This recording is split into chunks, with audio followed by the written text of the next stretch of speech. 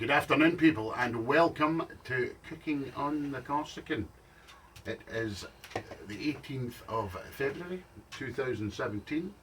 It's about 5 o'clock in the evening, and today's vlog is Toad in the Hole. A friend of mine's said, he actually sent me a picture of his toad in the hole, and it was flat, it was like a pancake. Kiffer, that's you I'm talking about. And he said, I want you to show me how to make toad in the hole. So I'm going to tell you right now, I'm not keen on doing Yorkshire pudding batter in a gas oven, but I'm going to do it. I don't see why it wouldn't work out, but I'm going to do it how I've been taught to do it, and this is how I've been taught. Okay, I've been taught, what I've got here is 3 cups. Okay, I've got 1 cup of milk, I've got 1 cup of eggs, and I've got 1 cup of flour in equal quantities.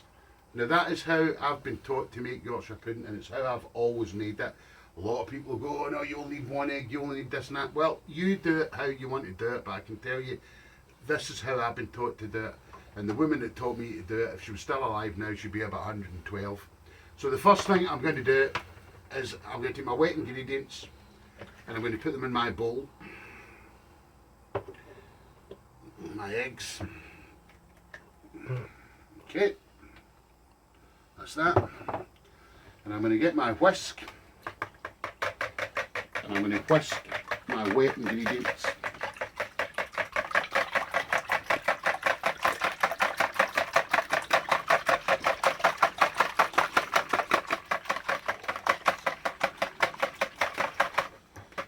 Sorry, Steve's trying to tell me something. Oh, the 4 eggs?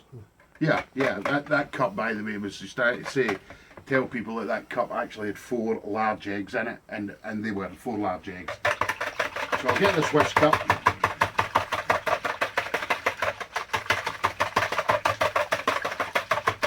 And that's fine. And I shall use some black pepper. Remember what Jeffrey says, you can never have enough black pepper. Salt. I kind of know how much salt I need through experience. And then my cup of flour, and I am going to sieve it. Now this is plain flour. People think, oh, Yorkshire pudding batter, it must be self-raising because it rises. It's not, it's plain flour. Now I'm going to put my plain flour in. And for those of you people out there, by the way, who've got a packet of plain flour that's been in the cupboard for 25 years, because you don't realise that flour does go out of date. So if you've had a packet of flour in the cupboard and it's been there a long time, throw it in the bin and go to the supermarket and buy yourself some nice fresh flour.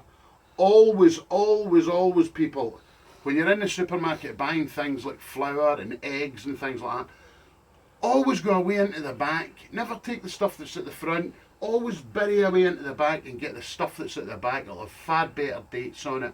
It don't bother me. If I'm in the supermarket, I'm buying tomatoes. I look at the ones on the top. If they're not the ones I want, they've got stuff hidden underneath. I go away and I pull all the boxes out, don't I, Steve? And yes. I make sure I get the fresh stuff. Steve doesn't want to be with me at times. But the way I look at it is, I'm paying for it. So anyway, there you go. That's our flour in. And I'm now just going to whisk that into a nice batter.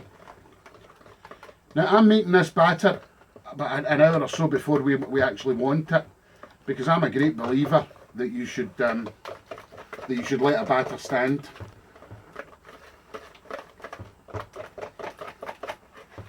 So I'm going to make this up. I'm going to put a towel over it, and I'm going to leave it until we're ready to make our Yorkshire puddings. Now there's all sorts of things you can put in here to make it nice and different and everything else, but I'm just going to make a very plain toad in the hole, just a traditional toad in the hole. As I say, there are nice things you can do. You can put fresh rosemary in, fresh thyme in. Another nice one I've tried is sun-dried tomatoes. Put some sun-dried tomatoes in right at the very end. Absolutely delicious, but I'm just going to make a plain one.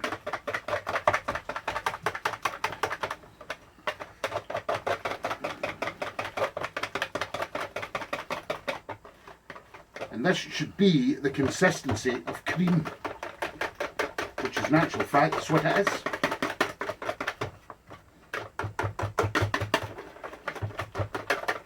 Probably better with a machine.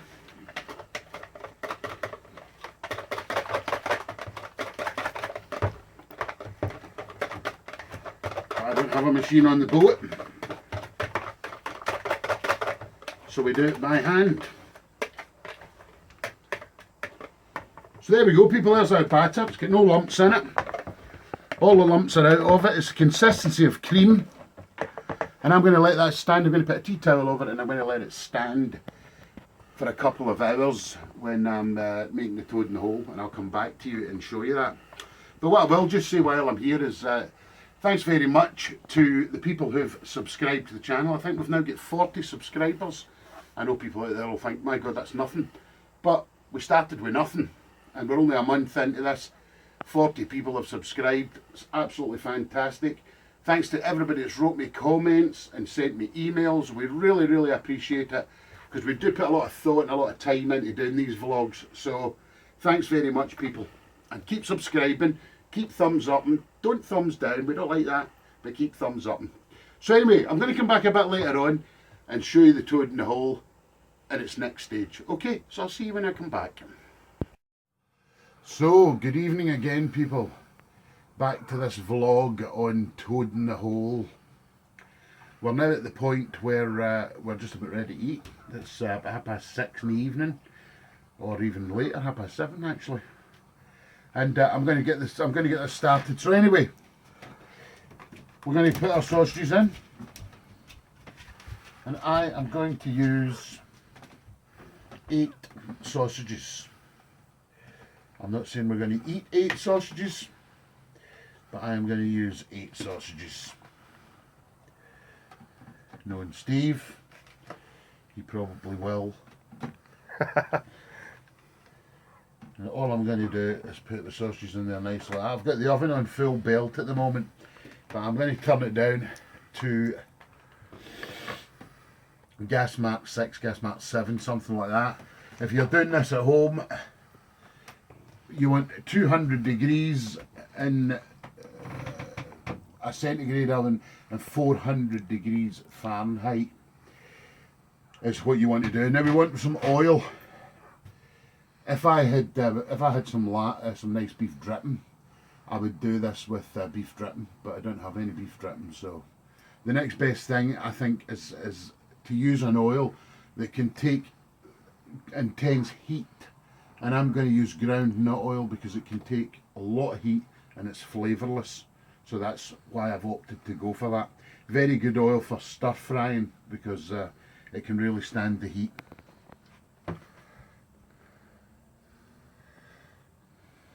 You might think, God, that's a lot of oil, but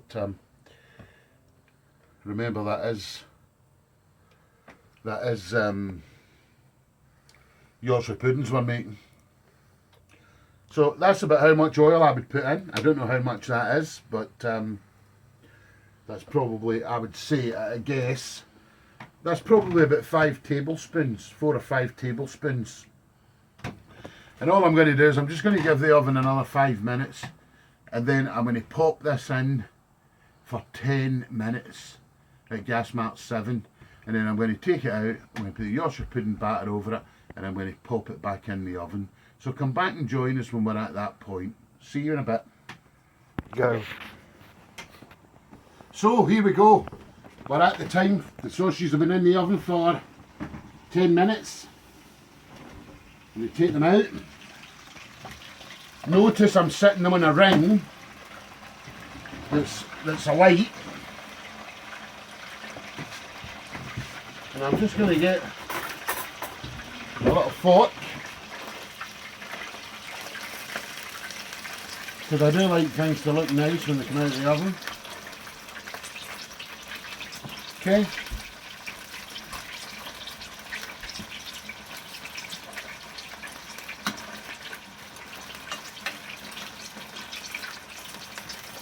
And here I go.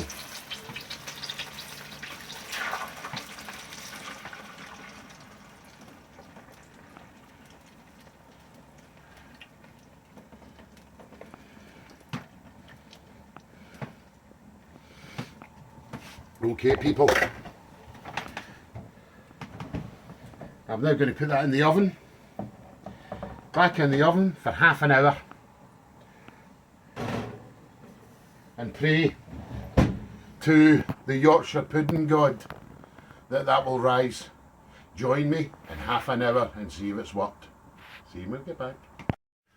So people, half an hour has gone by and we're hoping that the Yorkshire pudding god has shined upon us.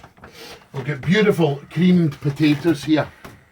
Lovely sautéed cabbage, sautéed in butter and black pepper. And our lovely red wine onion gravy, which there's a vlog. There's a vlog about this. So let's open the oven, Steve.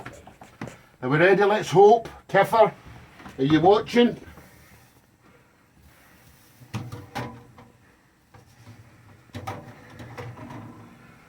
Now, people, is that not a stunning toad in the hole? So there we go, people. It did work fantastically. I'm going to sign off very quickly because I'm going to serve up. Thanks very much for watching this vlog. Remember to subscribe, give us a thumbs up, and we'll see you on next week's vlog. Thank you and good night.